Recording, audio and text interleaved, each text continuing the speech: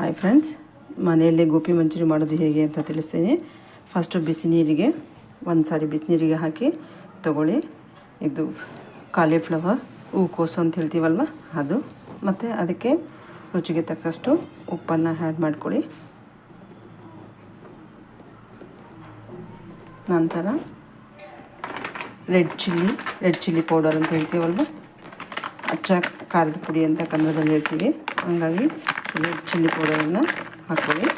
ನಿಮಗೆ ಖಾರ ಎಷ್ಟು ಅವಶ್ಯಕತೆ ಇದೆಯೋ ಅದಕ್ಕೆ ನೋಡಿಕೊಂಡು ಖಾರವನ್ನು ಆ್ಯಡ್ ಮಾಡ್ಕೊಳ್ಳಿ. ನೆಕ್ಸ್ಟ್ ಅದಕ್ಕೆ ಇಲ್ಲಿ ನೋಡಿ ಫ್ರೆಂಡ್ಸ್, ನಾನು ಇದು ಅಕ್ಕಿ ಹಿಟ್ಟು 2 ಸ್ಪೂನು, ಮೈದಾ ಹಿಟ್ಟು 2 ಸ್ಪೂನು ಮತ್ತು ಕಾರ್ನ್ಫ್ಲೋರು 1 ಕಪ್ಪು ಇಷ್ಟನ್ನು ಸಹ ಆ್ಯಡ್ ಮಾಡ್ಕೊಳ್ಳೋಣ.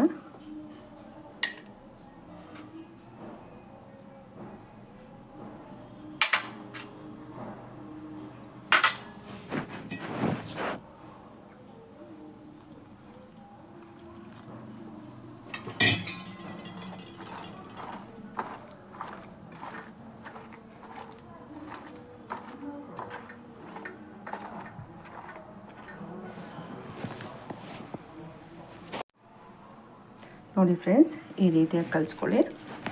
ಈಗ ನಾನು ಕಡಾಯಿಯನ್ನು ಕಾಯಿಸಲಿಕ್ಕೆ ಇಟ್ಟಿದ್ದೀನಿ. ಅದು ಎಣ್ಣೆ ಕಾದಿದೆ. ನಾನು ಲೋ ಫ್ಲೇಮಲ್ಲಿ ಮಾಡ್ತಾಯಿದ್ದೀನಿ. ಇದಕ್ಕೆ ಸ್ವಲ್ಪವಾಗಿ ಏನು ನಾವು ಮಿಕ್ಸ್ ಮಾಡಿ ಇಟ್ಕೊಂಡಿದ್ದೀವಿ ಕಾರ್ನ್ಫ್ಲವರ್ ಹಾಕಿ ಮಿಕ್ಸ್ ಮಾಡಿಕೊಂಡು ಅದನ್ನು ನಿಧಾನಕ್ಕೆ ಎಣ್ಣೆಯಲ್ಲಿ ಫ್ರೈ ಮಾಡ್ತಾ ಹೋಗಿ.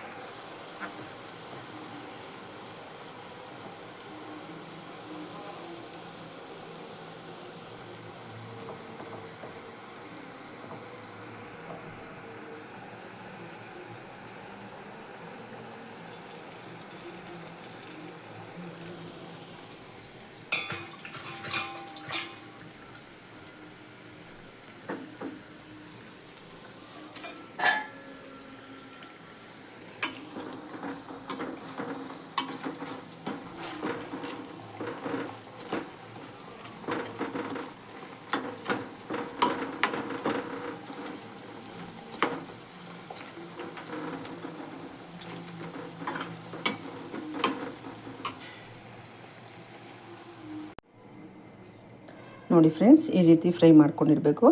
ಈ ಥರ ಫುಲ್ ಫ್ರೈ ಆದ ನಂತರ ಇನ್ನೊಂದು ಕಡಾಯಿಯಲ್ಲಿ ನಾನು ಈರುಳ್ಳಿಯನ್ನು ಹಾಕಿದ್ದೀನಿ. ಬಟ್ ಈರುಳ್ಳಿಯನ್ನು ತುಂಬ ಫ್ರೈ ಮಾಡಬೇಡಿ, ಒಂದು ಹಾಫ್ ಬಾಯ್ಲ್ಡ್ ಆದರೆ ಸಾಕು. ಯಾಕಂದರೆ ಹಸಿ ಇದ್ರೇ ಚೆನ್ನಾಗಿರೋದು, ಹಾಗಾಗಿ ಹಾಫ್ ಬಾಯ್ಲ್ಡ್ ಸಾಕು.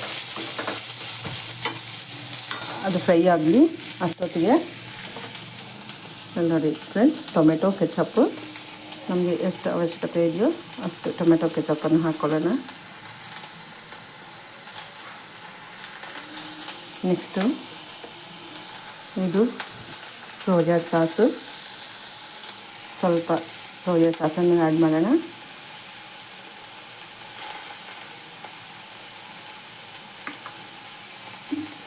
ನೆಕ್ಸ್ಟ್ ಇದು ರೆಡ್ ಚಿಲ್ಲಿ ಕೆಚಪ್ಪು, ನಮಗೆ ಖಾರಕ್ಕೆ ಎಷ್ಟು ಬೇಕೋ ನೋಡಿಕೊಂಡು ಹಾಕ್ಕೊಳ್ಳೋಣ, ತುಂಬ ಬೇಡ.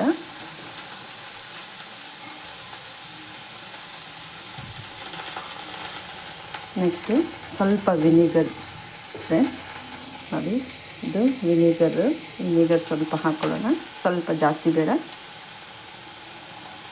1 ಸ್ಪೂನ್ ಆಗೋಷ್ಟು ವಿನಿಗರು ಮತ್ತು ರುಚಿಗೆ ತಕ್ಕಷ್ಟು ಉಪ್ಪನ್ನು ಆ್ಯಡ್ ಮಾಡಿ. ಯಾಕಂದರೆ ಆಲ್ಮೋಸ್ಟ್ ನಾವು ಫಸ್ಟೇ ಆ್ಯಡ್ ಮಾಡೋದ್ರಿಂದ ತುಂಬ ಹಾಕೋಂಥ ಅವಶ್ಯಕತೆ ಇಲ್ಲ.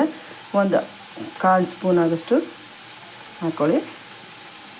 ನೆಕ್ಸ್ಟ್ ನೋಡಿ, ಇದನ್ನು ಹಾಫ್ ಬಾಯ್ಲ್ ಮಾಡಿರೋಂಥ ಈರುಳ್ಳಿಯನ್ನು ಮಿಕ್ಸ್ ಮಾಡ್ತೀನಿ.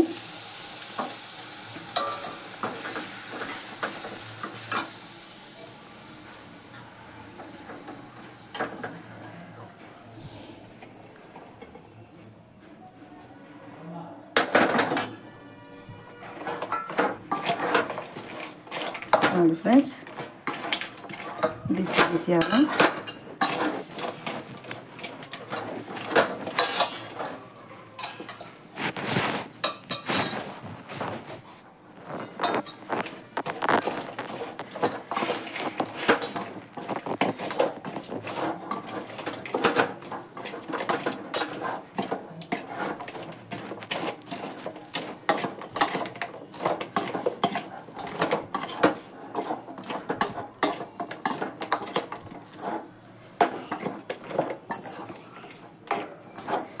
ನೋಡಿ. ಈಗ ಲಾಸ್ಟಿಗೆ ಕೊತ್ತಂಬರಿ ಸೊಪ್ಪನ್ನು ಹಾಕ್ಕೊಳ್ಳೋಣ.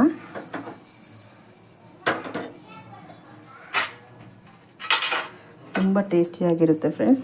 ನಾವು ಹೊರಗಡೆ ತಿನ್ನೋದಕ್ಕೆ ಬದಲಾಗಿ ಈ ರೀತಿಯಾಗಿ ಮನೆಯಲ್ಲೇ ಮಾಡ್ಕೊಳ್ಬಹುದು.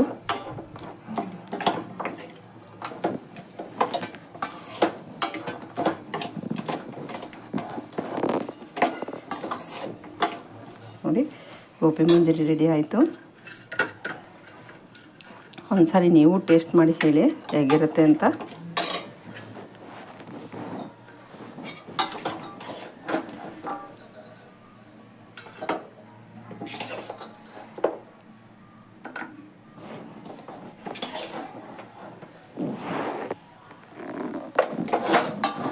Thank you friend. Thank you for the watching my Sai kitchen. ಹೀಗೆ ಸಪೋರ್ಟ್ ಮಾಡ್ತಾಯಿರಿ.